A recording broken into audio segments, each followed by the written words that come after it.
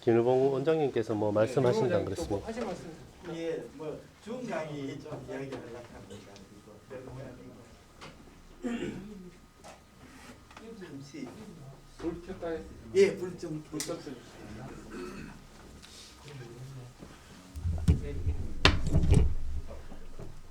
예. 선생님 안녕하십니까?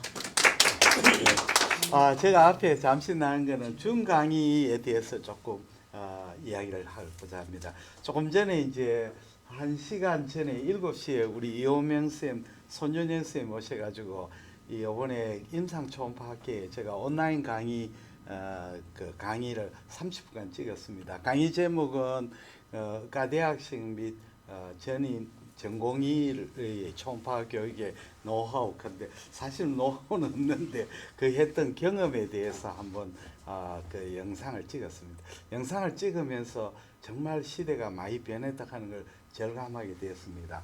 사실은 이런 일이 생길 줄 작년만 해도 꿈도 못 꿨는데 이 원래 우한 코로나 바이러스 생기고 난 뒤에 우리 이 모임 여기서 모임이 못 하고 있다가 우리 이호명 쌤이 이제 그 원격 강의 그걸 도입해가 저도 그때 강의 듣고는 너무 쇼킹을 먹었어요. 언젠가 이런 날이 온다고 생각했지만 이것이 바로 닥쳤다 생각이 들고 공포에 빠졌습니다.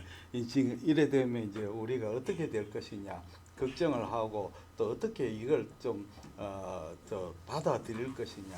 새로운 기술을 받아들이기가 엄청 어렵죠. 저같이 이제 나이가 이제 70 되는 사람은 완전 아날로그 시대인데 첨단 디지털 시대의 문명을 받아들이는 죽기보다 싫은 일입니다.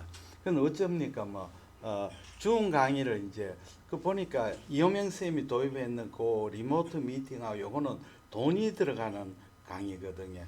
1시간에 12,000원 드는. 근데 굉장히 그게 우수한 기능이고 그게 구글에서 하는 건 뭐였대요. 그 다음에 이제 제가 돈 안 되는 게 무엇이냐 물어봤더니 줌이 돈이 안 된다 해서 그래서 이제 줌 강의를 깔고 해봤습니다. 해보니까 느낌이 이제 두 팀을 나눠가 해봤습니다. 제가 관계에 있는 서울 메디컬 초음파 아카데미의 선생님을 대상으로 하고 또 하나는 이제 제가 단톡방에 있는 그 알초사 그러니까 알피네온 초음파 아카데미에 옛날에 서울에서 마포에서 안 했습니까? 그 선생님 중에서 30명을 이제 선착순으로 받아가 강의를 한 석 달 됐네. 석 달간 2달 했습니다. 매주 이제 화요일 날 목요일 날 그렇게 8시부터 해봤습니다.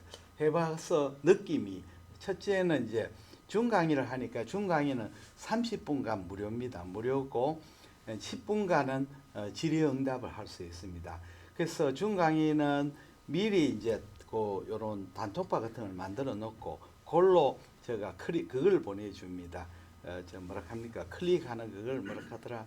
그걸 보내주면 이제 선생님들이 기다리고 있다가 클릭하면 들어올 수가 있습니다. 그러니까 우리 하는 그거 리모트 미팅은 비밀번호하고 아이디를 줘야 되는데 이거는 아이디 비밀 다 필요 없고 내가 보내주는 거 가지고 클릭만 해주면 들어옵니다. 들어오기는 쉬운데 문제는 중간에 들어오기가 좀 어렵습니다. 중간에 내가 들어오려고 하면 거기 뜨거든요. 창에 누구가 대기하고 있습니다. 그럼 내가 잽싸게 클릭을 탁 눌러줘야 되는데 약간 늦으면 그게 없어져 버려요. 그렇게 기다리고 있다 들어오면 되는데 중간에 들어오면 못 들어옵니다. 그래서 선생님들이 늦게 기다리다가 딴 일하다가 늦으면 들어올 수도 있고 못 들어올 수도 있습니다. 그런 점이 이제 단점이죠. 그리고 30분에 딱 되면 정확하게 딱 끝나고 그 다음에는 10분간 서로 질의응답 토론할 수 있습니다. 그런 점이 구글하고 차이입니다. 두 번째는 이제 화면입니다. 우리가 보통 PPT는 직사각형 이런 식으로 화면을 구성하는데 이 이제 줌을 해보니까 줌을 듣는 사람이 전부 다 뭐를 듣느냐면 90%, 80%가 스마트폰을 들어요. 그래서 나는 PC로 좀 듣고 안 그러면 그거로 노트북으로 들어라 하니까 선생님들이 답장이 노트북이 없어요 하는 거예요. 노트북이 없다. 아니 왜 노트북이 없어요? 노트북이 뭐 필요합니까? 그게 노트북이 컴퓨터 쓰는 데라지 노트북은 전부 다 안 쓰는 거예요. 그 전부 다 스마트폰을 보니까 화면이 작지 않습니까? 작으니까 이제 스마트폰 줌에 강의할 때 PPT는 일반 이 강의 PPT와 전혀 틀립니다. 화면을 길쭉하게 만들고 그 다음에 영상도 석 장씩 여면 안 됩니다. 한 장 내지 두 장, 석 장여도 많거든요. 그리고 글씨도 뭐 중요한 글씨 몇 개만 쓰고 글씨는 안 써야 됩니다. 적게 써야 돼요. 그게 모두 다 스마트폰을 이렇게 보니까 그 다음에 세 번째는 이제 우리가 스마트폰을 보니까 30분 이상 보면 눈이 아프거든요. 그래서 30분이 딱 맥시멈 시간입니다. 30분에 딱 끝내는 게 가장 맞는 것 같습니다. 고려해보고 그 다음에 이제 그 줌 강의를 해보니까 선생님들이 이 적응을 잘하는 사람이 있고 못하는 사람이 있어요. 그 나이 좀 많은 40대 이후에는 줌 강의를 잘 적응 못하고 30대 선생님들은 아주 줌 강의를 잘 적응합니다. 적응해서 좋아하고 그래서 이제 줌 강의를 하고 난 뒤에 이 질의응답을 10분간 했는데 생각외로 질의응답을 잘 하지를 않거든요. 그래서 이 원인이 이제 우리 서울 메디컬 초음파 아카데미는 서로 아는 사이기 때문에 이 질의응답을 잘하는데 그렇지 않고 그냥 무작위로 뽑은 사람은 서로 이제 모르는 사이니까 내가 강의 질문하면 진력이 들통나지 않을까 또는 부끄럽다 이래가 질문을 안 하거든. 그래서 사실은 줌 강의에 질의응답 안 하면 별로 의미가 50% 떨어지는 거 아닙니까? 그래서 방법을 고안했습니다. 어떻게 했냐면 스마트폰을 가지고 김복동이가 들어왔잖아요. 그러면 김복동한테 전화를 스마트폰 거는 거예요. 김복동 선생님 질문하세요.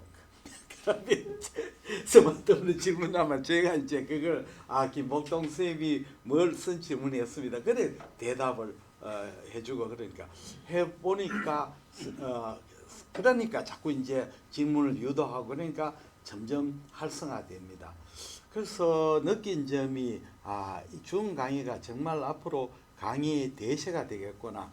이제 공부는 줌으로 하고 실습은 오프라인으로 하고 그러니까 온라인은 공부 시험은 또 줌으로 하고 실습은 오프라인으로 하면 되겠구나. 이런 시대가 토론도 줌으로 할 수 있구나. 이런 느낌이 들었습니다. 그래서 앞으로의 대세는 이제 전부 다 줌 강의로 넘어가게 되고 그런 시절이 왔는 것 같습니다. 그래서 사람들 물어봤습니다. 줌 강의의 가장 좋은 점이 뭡니까? 첫째는 모두 다 편안하게 들을 수 있다. 뭐 누워서 듣거나 뭐 어떤 사람 밥 먹고 듣고 어떤 사람은 이동 중에 듣고 뭐 마음대로 편한 시간에 들을 수 있다. 두 번째 장점은 깜짝 놀라는 게 학회의 강의는 글자가 잘 안 보이지 않나요? 뒤에 앉아 있으면. 근데 줌 강의는 글씨가 바로 그대로 나오니까 글씨가 너무 잘 보인다. 화질이 깨끗하다. 그 다음에 또 좋아하는 게 그 줌 강의하면서 OBS 시스템도 이호명 선생님이 가르쳐줘가 OBS 시스템으로 그걸 사진을 그대로 찍어가지고 줬더니 막 그대로 막 보이거든요. 그래서 화질이 너무 좋다. 첫째 좋은 점은 언제 어디서나 볼 수 있다. 두 번째는 화질이 너무 좋다. 세 번째는 선생님과 서로 질의응답하니까 바로 개인 교습을 받는 느낌이다. 이 세 가지 장점이다. 그래서 한 번 줌에 빠진 사람은 계속 들어옵니다. 그래서 제가 이제 말은 우리 우리 영남 임상 초음파 연구에도 내년에는 줌 강의에 우리끼리 줌 하지 말고 줌을나 리모트 미팅을 다른 이제 사람들한테 회원제를 만들어가 우리가 줌 강의를 해가 대한민국 초음파 줌 온라인 강의를 우리가 다 싹쓸이 하도록 해보면 처음에는 제일 문제가 어색해요. 그러나 자꾸 하면 나중에는 아주 자연스럽게 되고 편안한 강의가 됩니다. 제가 뭐 경험은 얼마 없지만도 줌 강의 해보니까 느낌이. 그리고 마지막으로 지난주에 제가 서울에 그 강남구 의사에서 갑자기 내보고 온라인 강의 해달라고 갔습니다. 갔더니 강남의 선릉로역에 있는데 키메딕하는 그 회사가 있더라고요. 나는 키메딕 하니까 뭐 보따리 회사 조만한 회사인 줄 가보고 완전 놀랐어요. 직원이 엄청나게 많고 거기에 스튜디오도 만들어 놨고 그걸 그래서 일이 그렇게 많습니까? 요새는 너무 바빠요 하면서 막 학계뿐 아니고 각 대학 뭐 병원 뭐 온라인 뭐 강의 녹화 강의 전부 다 하는데 직원이 잘은 모르겠는데 정직원이 한 20명 넘는 것 같고 알바하고 이런 사람과 합쳐가 60명 가까이 되는 것 같아요. 그래서 이게 바로 이제 앞으로 대학이 되는구나. 그래서 앞으로는 제 생각에는 뭐 앞으로 이래 되면 지방 대학은 모두 다 뭐 경북대학, 뭐 전남대학, 부산대학, 충북대학, 강원대학 뭐 이 대학만 남고 인문계는 다 없어져 버리고 지방 대학은 그냥 전부 다 이과로 되고 문과는 서울에 뭐 한 10개 대학만 남아놓고 다 없어진다면 대학 교수님도 인문계 교수님도 곧 진짜 생존의 위험이 되는 시대가 되지 않을까 그런 무시무시한 생각이 듭니다. 그래서 빨리 우리 팀도 줌 강의 시대에 이제 들어가야 될 것 같습니다. 제 생각인데 무서운 서울에 키메디 보고 나는데 너무 무서워서 참 그 시대가 바뀌는 걸 실감했습니다. 감사합니다.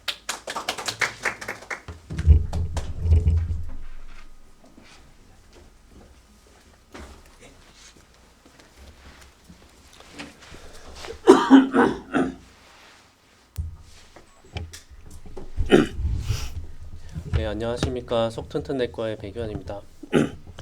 네, 오늘 강의 주제는 신장의 양성질환의 초음파입니다. 최근 이번에 뭐 다른 자료를 참고하기보다는 그 울트라사운드 더 리퀴지트 필수 영상 뭐 이런 책을 참고해서 정리를 해보았습니다.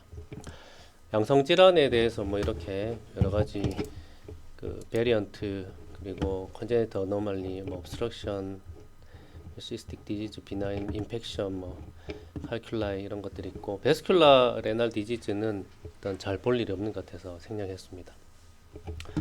먼저 시작하도록 하겠습니다. 먼저 이제 abnormality, congenital abnormality, 노멀 베리언트에 대해 말씀드리겠습니다. 먼저 많이 보셨겠지만 정셔널 파렌카이말 디펙트가 있습니다. 이것은 신장 실질의 웨지 형태의 하이퍼에코익한 디펙트인데 주로 키드니의 어퍼와 미들 정션의 안테리어 어스펙트 쪽이 생긴다고 합니다. 이렇게 보면 키드니 롱지 세션에서 약간 안테리어 어스펙트 쪽에 외부의 팻 티슈가 내부 사이너스까지 이렇게 연결되는 양상의 그런 소견이 보이고 이거는 신장이 이렇게 분엽으로 돼 있다가 합쳐지는데 그때 합쳐질 때 좀 인컴플리트하게 퓨전이 되는 경우에 발생을 한다고 합니다. 쇼덱시스로 봤을 때도 이렇게 바깥쪽에 팻 티슈가 내부 사이너스까지 이렇게 연결되는 그런 양상을 보일 수 있습니다. 그 다음 노멀 베리언트로는 persistent fetal lobulation과 벌틴주의 prominent column of 벌틴이 있겠습니다. 마찬가지로 persistent fetal lobulation은 incomplete한 퓨전 때문에 신장의 콜텍스의 외부 그 실질의 마진이 이렇게 로뷸레이션 된 것처럼 보이고 있습니다. 이것은 콜티컬 스카링하고 DDX를 해야 되는데 뭐 피라미드와의 관계로 DDX를 할 수 있는데 이렇게 쑥 들어간 부분이 피라미드의 면 위쪽으로 들어가면 콜티컬 스카링이고 그 피라미드와 피라미드 사이 쪽으로 들어가면 persistent fetal lobulation으로 생각하시면 되겠습니다. 그 다음에 이제 컬럼 오브 벌티나 하이퍼트로피인데 이것은 이제 외부 콜텍스가 내부 사이너스 쪽으로 이렇게 메스 라이크한 양상으로 이렇게 프로트루딩 된 리전인데 에코는 콜텍스하고 비슷하고 중간에 이제 메스의 뚜렷한 마진이 안 보이고 그 콜텍스이기 때문에 내부에 이제 레날 피라미드 같은 것들이 같이 있을 수도 있습니다. 하지만 이게 메스로 오인될 수 있는데 둘 다 에코를 도플러를 띄워보면 도플러가 이제 데비에이션 되지 않고 정상적인 주행을 하는 것으로 DDX를 할 수가 있습니다. 그 다음 페리네프릭 팻입니다. 신장 주위에 이런 폐티슈는 대부분 신장의 콜텍스보다 더 에코제닉하지만 가끔 에코가 좀 떨어지는 경우도 있습니다. 그런 경우에는 페리네프릭 플루이드하고 좀 감별을 해야 될 수도 있겠습니다. 하지만 대부분 약간 신장에 아트로피가 있는 경우에 발생을 하고 주로 이제 바이라테랄하고 시메트릭하게 발생하기 때문에 어떤 페리네프릭 플루이드와는 조금 DDX 해볼 수 있는 임상적인 그런 특징이 있겠습니다. 그래서 CT를 찍어보면 이렇게 팻이 이렇게 감싸고 있고 키드니 바깥쪽에 이제 콜텍스하고 비슷한 이런 팻 티슈가 있는데 신장이 조금 작고 양쪽이 동일하게 있는 것으로서 DDX 할 수 있습니다. 그 다음 컨제니탈 아노말리 보시겠습니다. 제일 흔한 게 듀플리케이션 아노말리가 되겠습니다. 듀플리케이션 아노말리는 그 콜렉팅 시스템이 이렇게 완전히 떨어져 있는 경우에 isolated duplication으로 나올 수 있고, 이 경우에는 신장의 종단상을 봤을 때 내부의 센트럴 에코 컴플렉스가 연결되어 있지 않고 따로 이렇게 세퍼레이션 된 센트럴 에코 컴플렉스를 보는 것으로서 의심을 해볼 수가 있겠습니다. 컴플리트한 유레트랄 듀플리케이션인 경우에는 두 개의 완벽하게 분리된 유레터가 존재하게 되는데, 주로 이제 어퍼폴 쪽에 있는 유레터는 보통 유레테로실과 연관이 있어서 주로 옵스트럭션을 일으켜 가지고 상부 쪽에 있는 그 펠비스 쪽에 하이드로네프로시스를 일으킬 수 있고, 주로 이제 방광 쪽에 인설션 되는 위치는 로우폴에서 내려온 유레터보다는 메디알 인페리어 쪽으로 인설션하게 된다고 합니다. 그리고 로우폴에 있는 유레터는 주로 리플럭스하고 연관이 있다고 합니다. 실제 초음 파소견을 보면 어퍼폴에는 이렇게 옵스트럭션으로 인한 하이드로네프로시스가 관찰되고 있고, 브레더 쪽으로 이렇게 인설션 되는 부분에서 옵스트럭션으로 인한 유레터 딜라테이션이 보일 수 있습니다. 그리고 또 펠빅 스트럭처 쪽에 어브노멀하게 인설션 하는 경우도 있는데, 이렇게 보이는 게 유레터인데 유레터 쪽으로 이렇게 일레귤러한 커넥션을 보이는 경우도 있다고 합니다. 이거는 트랜스렉탈 소노기 때문에 우리가 임상에서 좀 보기는 힘들 것 같은데, 일단 두 개로 나눠져 있고 위쪽이 뭐 하이드로그만 있고 이러면은 이런 듀플리케이션 어브노멀리티도 의심을 해볼 수가 있겠습니다.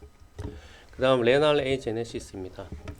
당연히 이제 키드니가 있어야 될 위치에 없기 때문에 엠프티 레날 포사가 관찰되겠고, 한쪽이 기능을 못하기 때문에 컨트라테럴 키드니가 하이퍼트로피가 되겠습니다. 이 경우에는 동반되는 그런 제니토 유리너리 트랙에 이런 어노멀리가 있는 경우가 많기 때문에 보통 이제 유테루스나 또 세미날 베지클 이런 걸 보면 브레드 아래쪽에 세미날 베지클이 양쪽에 있어야 되는데 동측에 세미날 베지클이 같이 없거나, 또 그쪽에 이제 바사 데퍼런스도 한쪽만 있는 이런 소견을 보일 수 있기 때문에, 이러한 소견이 관찰되면 동반된 다른 비뇨기계 쪽에 질환이 있는지도 같이 찾아보도록 워크업을 진행을 하셔야 되겠습니다. 그 다음에 이제 액토픽 키드니입니다. 마찬가지로 MT 레날 포사를 보이기 때문에 이제 에이제네시스라고 생각할 수도 있는데, 보통 키드니가 로우폴 아래쪽에 있는 레날 포사나 펠비스 쪽에 로케이션 하게 됩니다. 이 경우 신장이 전반적으로 좀 크고 듀플리케이션 어브노멀리티를 동반하는 경우가 많습니다. 그래서 보면 MT 레날 포사가 있는데 펠비스 쪽에 보니까 이렇게 좀 라지한 키드니가 관찰되고, 중간 레날 사이너스가 이렇게 떨어져 있는 듀플리케이션 어노멀리도 같이 관찰이 되고 있습니다. 이렇게 이제 파노라믹 뷰로 보면 여기 리버 한참 아래쪽에 브레더 바로 위쪽에 펠빅 키드니가 관찰되는 것을 볼 수 있습니다. 그래서 레날 에이제네시스가 의심돼도 액토픽 키드니일 수 있기 때문에 복강 내에도 한번 찾아볼 필요가 있고, 아니면 CT를 찍어서 확인을 해보시는 게 좋겠습니다. 그리고 이런 액토픽 키드니는 일반 키드니보다는 많이 모바일합니다. 그래서 로케이션이 계속 수시로 바뀌는 경향이 있어서 위치에 따른 이동이 있을 수 있습니다. 그래서 레프트 라테랄 데큐비터스로 봤을 때는 벌테브라의 위에 걸쳐가지고 아오르타 위쪽에 이렇게 키드니가 있었는데 슈파인으로 눕히니까 벌테브라 우측으로 이렇게 이동을 하게 되었습니다. 그래서 초음파로 이렇게 위치가 이동하기 때문에 여러 곳을 스캔을 할 수 있기 때문에 초음파에 어떤 장점이 있다고 할 수 있겠습니다. 다음으로 홀슈 키드니입니다. 홀슈 키드니는 신장이 이렇게 띡한 밴드 형태로 연결이 되어 있습니다. 주로 신장을 로우폴에서 이렇게 연결이 커넥션 되어 있고, 위치는 그 아래쪽 IMA 아래쪽에서 아래쪽 아orta의 앞쪽으로 이렇게 연결이 되는 경우가 대부분입니다. 이게 어떤 경우에 의심을 해야 되냐면, 신장이 보통 축이 위쪽은 메디알이고 아래쪽은 라테랄이라 해야 되는데, 이 경우는 이렇게 축이 반대로 머리 쪽이 라테랄이고 로 쪽이 메디알이 되고, 이쪽 끝이 종단 장축상으로 봤을 때 로우폴 쪽이 명확하게 잘 관찰되지 않는 경우에는 허울슈 키드니를 의심을 해서 연결 부위가 있는지 관찰을 해야 되겠고, 아orta 앞쪽을 스캔을 하다 보면 그 앞쪽으로 오발한 쉐입의 신장 콜텍스와 비슷한 하이퍼에코익한 메스가 있으면은 한번 확인을 해봐야 되겠습니다. 그래서 그림을 보시면 아orta 앞쪽으로 이렇게 띡한 파이브로스 밴드 같은 것들이 연결이 되어 있는데, 이게 신장 로우폴 쪽으로 연결되어 있는 홀슈 키드니 소견이 되겠고, 종단상으로 봤을 때 아orta의 앞쪽으로 이런 오발한 메스 라이크 리전이 이렇게 관찰되는 것으로서 의심을 해볼 수 있겠고, 신장의 장축상을 관찰하였을 때 로우폴의 마진 끝이 불명하고 이렇게 뭔가 안쪽으로 더 이어지는 느낌이 들 경우에 의심을 해서 트레이싱해서 확인을 해야 되겠습니다. 네, 동영상 보시면 트랜스버스 뷰이고요. 아orta 앞쪽으로 이렇게 띡한 파이브로스 밴드에 레날 콜텍스와 비슷한 그런 에코의 그런 티슈가 보이고 있습니다. 그래서 이쪽 앞쪽으로 보면 IMA가 이렇게 위치를 하고 있습니다. 그 다음으로 이제 팬케이크 키드니인데요. 이것은 홀슈 키드니의 좀 베리언트입니다. 보통 홀슈 키드니는 로우폴만 연결이 되는 건데, 이것은 어퍼하고 로우폴이 둘 다 통째로 퓨전이 되는 모양을 띠고 있습니다. 그래서 레프트 키드니와 라이트 키드니 위쪽 아래쪽이 전부 다 붙어버려서 CT에 보면 이런 식으로 보이게 되는 팬케이크 키드니라는 것도 있습니다. 그 다음으로 이제 obstruction으로 인한 하이드로네프로시스 보시겠습니다. 많이 강의를 들으셨기 때문에 뭐 간단하게 그레이딩은 넘어가겠습니다. 내부에 약간만 이렇게 하이드로시스가 있는 경우를 그레이드 1, 그 다음에 마이너 칼리스까지 늘어나게 되면 글레이드 2, 3 정도로 보고, 그 다음에 이게 늘어난 정도가 심하면서 콜티칼 띠닝이 관찰되게 되면 뭐 마크트 하이드로네프로시스라고 명령을 하게 되겠습니다. 하이드로네프로시스가 있는 경우에는 obstructive 리즌을 찾아야 되는데, 뭐 주로 발견할 수 있는 게 BPH나 아니면은 산부인과적인 메스, 아니면 브래더 튜머 등을 브래더나 이런 펠비스 쪽에서 관찰을 할 수 있는 경우도 있겠습니다. 하지만 하이드로가 있다고 해서 다 진짜 obstruction이 있는 건 아닐 수도 있습니다. 프레그넌시거나 소변을 오래 참아서 오버 디스텐션 된 브래더가 있는 경우에는 이렇게 하이드로가 피지올로직하게 올 수도 있고, 이것은 유리네이션을 하고 나면은 이렇게 정상으로 돌아오는 것을 확인할 수 있습니다. 그리고 하이드로네프로시스가 있는 곳을 펠비스를 따라서 유레터를 내려가다 보면 이런 식으로 유레터 쪽 앞쪽으로 크로싱하는 레날 아테리 베인으로 인해서 눌려서 생긴 하이드로도 확인을 할 수가 있는 경우도 있겠습니다. 또 주의해야 될 것은 레날 베인이 이렇게 프로미넌트한 경우에 마치 하이드로네프로시스처럼 보이지만, 이런 경우에는 도플러를 띄워보면 프로미넌트 레날 베인이라는 것을 확인을 해서 obstruction이 아닌 것을 확인할 수 있습니다. 실제 obstruction이 일어나게 되면 레지스티브 인덱스라고 신장의 인터로바 아테리나 아큐에이트 아테리에서 그 펄스 웨이브 도플러를 띄워보면은 이렇게 RI 인덱스가 뜹니다. 정상적으로는 0.7 이하인데 하이드로네프로시스가 obstruction 때문에 생긴 경우에는 0.7 이상으로 증가하게 됩니다. 그래서 이런 RI 인덱스를 하이드로네프로시스가 좀 마일드하거나 저명하지 않을 때 RI 인덱스를 띄워가지고 확인하는 데 도움을 받을 수 있습니다. 하지만 양쪽이 비슷하다고 해서 이게 obstruction이 없는 것은 아닐 수도 있기 때문에 일단은 DDX한테 도움은 받을 수 있지만 항상 맞는 것은 아니기 때문에 생각을 하고 시행을 해야 되겠습니다. 그리고 하이드로가 있을 때는 유레터릭 젯을 체크를 해서 obstruction 있는 부위가 있는지, 실제로 obstruction 있는지 확인을 하는데 도움을 받을 수 있는데, 브래더 쪽에 컬러 더플러를 띄워보면 이렇게 유린 제트가 보이는데, 이게 3, 4분 간격으로 나오는데, 이게 한쪽에서 계속 나오지 않고 동측으로 약간의 마일드한 하이드로네프로시스가 있는 경우에는 그쪽으로 이게 obstruction으로 인한 하이드로네프로시스라는 것을 더 의심하게 하는 그런 소견으로 생각을 해볼 수 있겠습니다. 하지만 이것도 아래 인덱스처럼 항상 일치하는 것은 아니기 때문에 참고로 하시는 게 좋겠습니다. 그다음 파이오네프로시스입니다. 파이오네프로시스는 obstruction에 인펙션이 동반된 그런 것입니다. 그래서 보면 하이드로네프로시스가 있고 가끔 퍼스가 이렇게 디펜던트한 포션으로 약간 로우 에코 머티리얼이 이렇게 깔리는 것을 볼 수 있습니다. 하지만 퍼스는 항상 보이는 것이 아니기 때문에 뭐 임상적으로 하이드로네프로시스가 있으면서 열이 나고 뭐 파이유리아가 보이는 UTI 심텀이 있으면은 의심을 해볼 수가 있겠습니다. 다음으로 시스틱 레날 디지즈입니다. 레날 시스트는 가장 커먼한 레날 매스가 되겠고 50세 이상에서는 거의 반수가 있습니다. 에티올로지는 확실치 않지만 보통 정상적인 유린 튜브에서 이렇게 이니에이션이 되면 이쪽에 셀이 프로리퍼레이션 되면서 튜블이 이렇게 딜라테이션 됩니다. 이게 나중에 아이솔레이션 되면 이렇게 레날 시스트가 되는데 이렇기 때문에 이제 이게 점점점 사이즈가 커질 수 있고 이렇게 주위에 여러 개가 생기면 여러 개가 뭉쳐지면서 셉테이션 되는 원인이 될 수도 있겠습니다. 어네이커에간 루멘이 보이고 당연히 그 초음파가 잘 투과하니까 포스테리어 에코 인핸스먼트가 있겠고 그 다음에 월은 거의 측정되지 않을 정도로 얇은 게 특징이 되겠습니다. 이게 레날 키드니는 이제 보스니아 클래시피케이션을 해서 팔로우를 하게 되는데 그냥 심플 시스트를 보스니아 클래시피케이션 1 그리고 머리카락과 같이 얇은 막이 그냥 있는 경우를 2 근데 막이 약간 두껍고 한 3mm 이상의 칼시피케이션이 있는 경우에는 2F인데 2F와 3는 이런 조금 두꺼워진 septum이 인핸스가 되고 안 되고로 DDX를 하기 때문에 인핸스 CT를 찍거나 컨트라스트 인핸스 소노를 해서 감별을 해야 되겠습니다. 그래서 3부터는 파셜 네프렉토미나 네프렉토미 등을 고려를 하게 되겠고 이러한 클래시피케이션 아시고 이제 기술을 하셔서 앞으로 팔로우를 할 때 어떤 식으로 할 건지 같이 기술해 주시면 좋겠습니다. 그리고 레날 시스트의 합병증으로는 약 5%에서 인트라루미날 헤머리지가 발생을 합니다. 헤머리지가 발생하면 그 시스트 내부에 이런 에코가 있는 이런 머티리얼이 관찰이 되게 되겠습니다.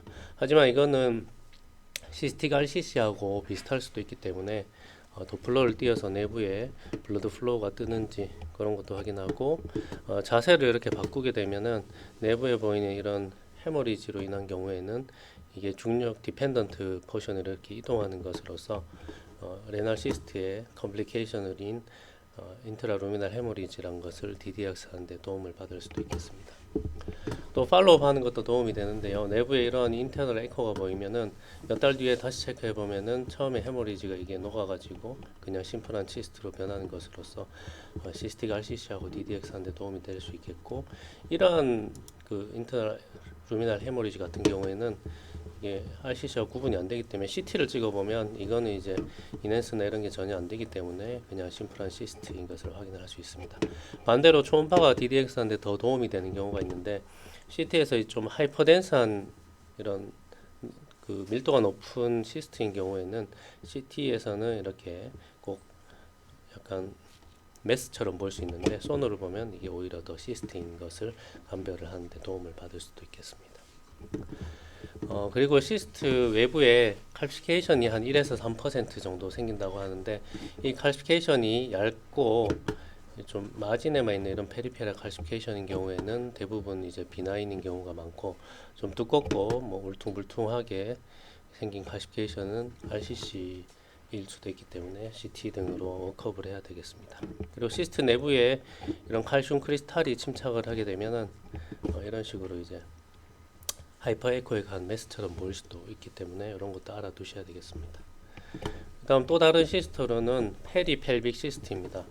이거는 이제 레날 사이누스에 생기는 시스트인데 주로 림파틱 오리진으로 생기고 멀티플 바이라테랄하게 생기는 경우가 많습니다. 하이드로네프로시스와 혼돈되는 경우가 있지만 이것은 각각의 시스트가 커뮤니케이션이 없는 것으로서 하이드로네프로시스하고 감별을 하는데 도움을 받을 수 있습니다.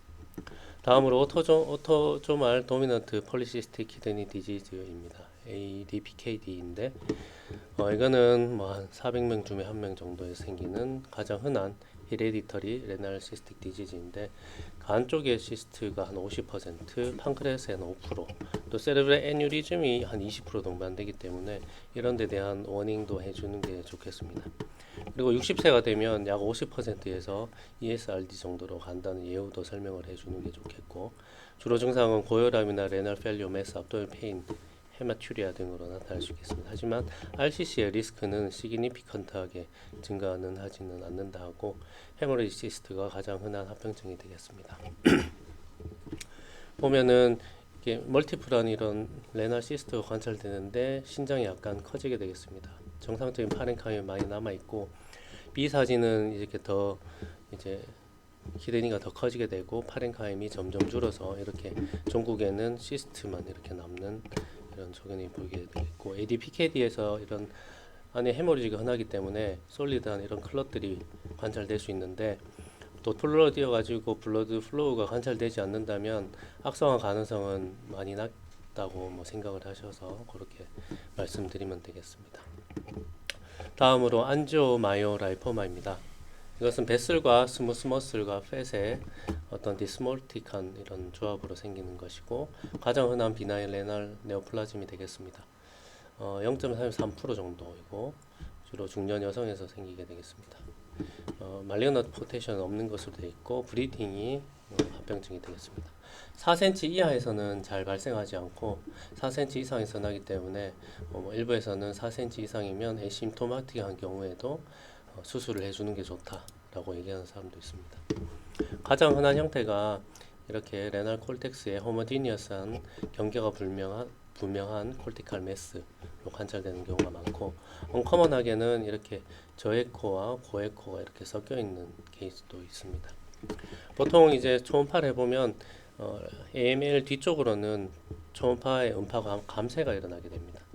이건 이제 그 프리퀀시를 좀 조절하면 더 저명한데요. 뭐 4MHz로 했을 때는 감쇄가 저명하지 않은데 이제 8로 올려보면 이렇게 좀 매스 뒤쪽으로 어테뉴에이션이 이렇게 저명하게 나타난다고 합니다. 이런 어테뉴에이션 소견이 그 AML에 있어서 뭐 중요한 소견이라고 하는데, 이렇게 이제 어느 정도 어쿠스틱 쉐도잉이 나타나게 되는데, 만약에 이제 이런 쉐도잉이 나타나지 않는 경우에 1cm 이상인데 이런 쉐도잉이 안 나타나면은 RCC일 수도 있기 때문에 CT를 찍어서 여기에 팻 컴포넌트가 있는지 꼭 확인을 해야 되고, 1cm 미만일 때는 이제 CT도 팻을 검출해내기가 어렵기 때문에 소노로 이제 팔로우를 하시면 된다고 합니다.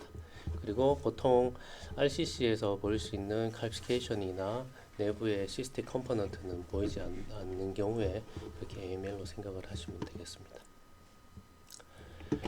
예, 그 다음 뭐 흔하지 않은 종양인데요. 온코사이토마라고 호산과립 세표종입니다. 이것은 일종의 그래뉼라 에오지노필릭 사이토플라즘이 많은 레날 아데노마이고 한 5% 정도 생긴다고 합니다. 모양이 RCC하고 비슷하다고 합니다. 특징적인 모양이 센트럴 스텔레이트 스카라고 한 50% 정도에서 나타납니다. 이것은 이제 RCC와 비슷하게 생겼기 때문에 반드시 코니들 바이옵시 등으로 DDX를 해줘야 되는데, 초음파 소견을 보면 이런 라운드한 약간 헤테로지니어스한 하이퍼 에코익 매스로 보일 수도 있고 하이퍼 에코익 할 수도 있습니다. 하지만 내부를 보면 이렇게 헤테로지니어스 하면서 도플러를 띄워보면 중간으로부터 바깥쪽으로 뻗어나가는 스포크 휠 패턴의 이런 베슬상이 관찰되는 그런 특징이 한 50% 정도 관찰된다고 합니다. 하지만 RCC와 정확하게 감별할 수 없기 때문에 퍼큐티니스 니들 바이옵시로 DDX를 해야 되겠습니다. 그 다음으로 레어한 디지즈인데 멀티로큘라 시스틱 네오플라즘입니다. 이것은 40대에서 60대 여자분한테 좀 있다고 하는데, 일측성의 어떤 매스인데 크기가 다양한 어떤 시스트가 이렇게 다수 관찰되는 이런 좀 사이즈가 큰 매스가 되겠습니다. 이것은 악성화 가능성이 있기 때문에 반드시 수술적인 치료를 해야 된다고 합니다. 그래서 이렇게 컴플렉스 시스틱 매스가 있으면은 뭐 헤모리직 시스트나 인펙션 시스트, 또 뭐 시스틱 레날 카시노마, 멀티로큘라 시스틱 네프로마 등을 DDX를 해야만 되겠습니다. 다음으로 인펙션 보시겠습니다. 파이로네프라이티스입니다. 보통 APN은 초음파로 봤을 때 특별히 구분되는 특징이 없는 경우가 대부분입니다.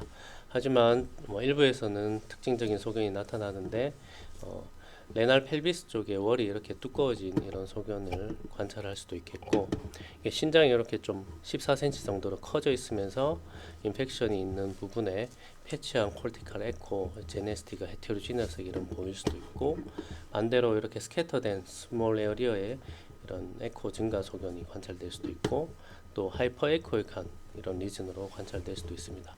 또 도플러를 띄워봤을 때 그 인볼브된 그 콜텍스 쪽에 도플러가 가지 않는 이런 소견을 나타낼 수도 있다고 합니다. APN 합병증으로 레날 앱세스가 올 수 있는데, 레날 앱세스는 뭐 리브하고 소견은 비슷한 것 같습니다. 주로 하이퍼 에코익한 림을 가지는 약간 저에코의 어떤 메스 라이크 리즌이 관찰되겠고, 당연히 임상적으로 뭐 열도 나고 파유라도 있는 그런 UTI 심텀이 있어야 되겠죠. 이게 시간이 처음에는 이게 메스처럼 보이는데, 시간이 지나면 리퀴팩션 돼가지고 중간에 어네이코익한 이런 부분들이 조금씩 생기는 하이퍼 에코익한 림을 가지는 이런 메스 형태로 변화도 할 수 있습니다. 이러한 형태로 있는데, RCC 하고 DDX 하는 게 좀 어렵기 때문에 뭐 필요하면 CT나 MRI 등을 찍어야 되는데, 도플러를 띄워보면 이게 주로 메스는 그 안에 있는 메스는 아니기 때문에 도플러가 내부에 나타나지는 않겠습니다. 그 다음으로 이제 APN 컴플리케이션으로 페리네프릭 플루이드가 있을 수 있습니다. 이제 이거는 페리네프릭 팻하고 이렇게 좀 DDX를 해야 되는데, 이거는 키드니가 약간 아트로피 되고 시메트릭하게 생기는 것으로 구분할 수 있다고 그랬고, 그렇지 않은 인펙션 증상이 있으면서 키드니 주위로 이런 어네코익한 페리네프릭 플루이드 소견이 보이면 페리네프릭 앱세스도 의심해 볼 수가 있겠습니다. 그 다음으로 잔토 그래놀로마투스 파일로네프라이티스입니다. 이것은 뭐 GB에도 마찬가지로 있지만 주로 이제 롱스탠딩한 유리너리 obstruction이 있으면서 크로닉한 인플레이메이션이 생겨서 발생하는 것입니다. 그래서 옐로우한 이런 인플라메이토리 매스로 관찰되겠고, 75% 이상에서 스테곤 버라이티의 어떤 스톤이 관찰된다고 합니다. 그래서 스톤이 있고 키드니가 크고 이렇게 신장 기능이 떨어져 있으면은 이런 것들을 의심해 봐야 되겠고, 초음파 소견을 보면은 이렇게 스톤이 레날 사이너스 쪽에 이렇게 다수 관찰되면서 칼릭스가 이렇게 딜라테이션 된 소견을 보이고, 콜티칼 띠닝도 보이고, 주위에 염증 소견이 있는 이런 소견으로 의심해 볼 수가 있겠습니다. 그 다음으로 엠피세마투스 파일로네프라이티스입니다. DM 있는 환자들한테 뭐 잘 생기겠죠. 이게 네프렉토미가 필요한 그런 질환이고, 보통 콜렉팅 덕트에 이렇게 어떤 그 섀도우를 가지는 이런 소견이 나타나는 경우가 뭐 레날 파렌카임에 있는 경우보다는 조금 덜 심한 경우다, 뭐 이렇게 알려져 있고요. 그래서 초음파를 보면은 그 에어가 있는 곳에 더티한 섀도우를 가지는 이런 브라이트한 에코제네스티를 관찰을 해볼 수가 있겠습니다. 그 다음으로 이제 레날 칼큘라이가 되겠습니다. 이러한 위험 요인들이 있겠고, 뭐 이러한 돌의 특성이 있겠습니다. 3mm 이하에서는 이게 레날 사이누스에 있는 경우에 정상적인 사이누스하고 구분하기가 좀 어려울 수도 있습니다. 이 경우에는 컬러 도플러를 띄워가지고 트윙클링 아티팩트를 봄으로써 약간 DDX 하는데 도움을 받을 수도 있는데, 너무 작으면 이것도 잘 안 나타날 수도 있습니다. 하지만 5mm 이상의 레날 칼큘라이는 뭐 하이 센시티비티하게 잘 관찰할 수가 있겠습니다. 이렇게 에코가 증가된 소견을 보일 수 있겠고, 스테곤 칼큘라이입니다. 스테곤 칼큘라이는 이렇게 고에코 이렇게 선상 모양의 에코가 이렇게 관찰된 그 컬렉팅 시스템 내부에 이렇게 관찰하는 것으로서 의심을 해볼 수가 있겠습니다. 동영상을 보시면 컬렉팅 시스템에 이렇게 약간 리니어 커버 밸런트한 이런 스톤 양상이 관찰되는 것을 보이면 스테곤 칼큘라이를 의심해 볼 수가 있겠습니다. 스톤과 좀 DDX 해야 될 것이 뭐 아티리얼 칼시피케이션, 그리고 시스트 내부에 밀크 오브 칼슘, 뭐 이런 것들 DDX 해야 될 질환이 되겠습니다. 다음으로 네프로칼시노시스가 되겠습니다. 이것은 다른 것이 아니고 이제 메들라리 피라미드에 칼슘이 침착되는 그런 질환으로서 튜블라 액타시아가 있거나 레날 튜블라 에시도시스, 그리고 하이퍼 파라사이로디즘이 같이 동반될 수 있습니다. 그래서 이렇게 이제 피라미드 쪽에 하이퍼에코엔 이런 소견이 보이는데 이게 페리페리 쪽에만 칼슘이 침착되는 경우에는 마치 칼릭스가 딜라테이션 된 하이드로네프로시스하고 헷갈릴 수도 있으니까 주의를 하셔야 되겠습니다. 초음파가 심하지 않는 경우에는 CT에서는 이렇게 레프로칼시노시스가 점영하지 않을 수가 있고 오히려 초음파에서 더 잘 관찰을 할 수가 있겠습니다. 그리고 디퓨즈 콜티칼 네프로칼시노시스는 굉장히 레어한데 간 앞쪽에 신장이 있어야 될 부분에 우리가 마치 그 GB에 아주 큰 스톤이 있는 경우에 WES 사인처럼 이런 식으로 보이면은 디퓨즈 콜티칼 네프로칼시노시스도 의심을 해볼 수가 있겠습니다. 그 다음으로 레날 파렌카이말 디지즈입니다. 원인이 어떻든 간에 레날 파렌카임에 문제가 생기면 대부분 파렌카이말 에코가 증가되면서 콜텍스하고 메둘라의 어떤 디프렌시에이션이 잘 안 된다고 합니다. 그래서 레날 파렌카임 디지즈일 경우에는 우리가 초음파의 역할은 유리너리 옵스트럭션 같은 게 있는지 또는 키드니의 크기가 작아져서 이게 어떤 크로닉한 인설트가 있었는 그런 걸로 인해서 생긴 건 아닌지 그렇게 확인하는 정도의 의미만 가지게 되겠습니다. 그 다음 마지막으로 레날 트라우마이겠습니다. 레날 트라우마는 CT로 보시면 훨씬 더 잘 감별을 할 수가 있습니다.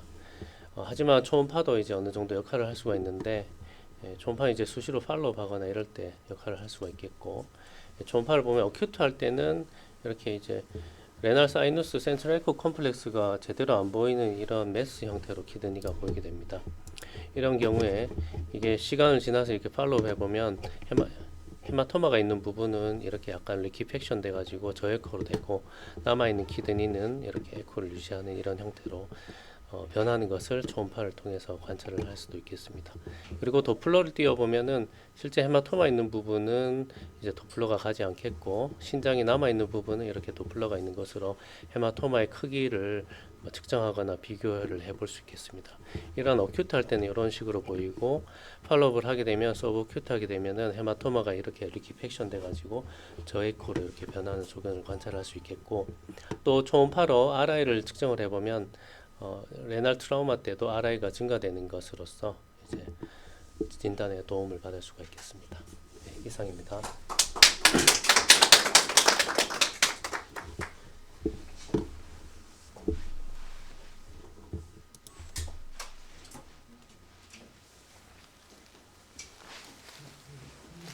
그러면 질문 혹시 있으십니까?